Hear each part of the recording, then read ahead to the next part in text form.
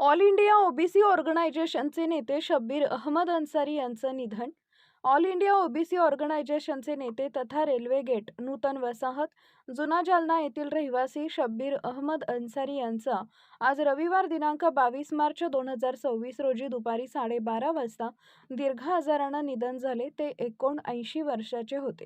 त्यांच्या पश्चात पत्नी, 3 मुलगे, 6 मुली आणि मोठा परिवार असं आहे.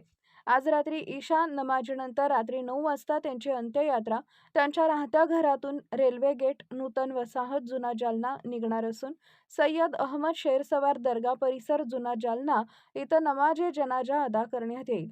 त्यानंतर लगतच्या कब्रस्थानमध्ये दफनविधी करण्यात येणार आहे. स्वर्गीय शब्बीर अहमद अन्सारी हे देशभरात ओबीसी संघटनेच्या माध्यमातून ओबीसी आरक्षणाच्या लढ्यासाठी ओळखले जात होते. त्यांच्या निधनामुळे सामाजिक क्षेत्रात मोठी पोकळी निर्माण झाली आहे. अल्लाह तालाने त्यांना जन्नतमध्ये उच्च स्थान प्रदान करावे आणि त्यांच्या परिवाराला या दुःखातून सावरण्याची ताकद द्यावी अशी प्रार्थना करण्यात येत आहे.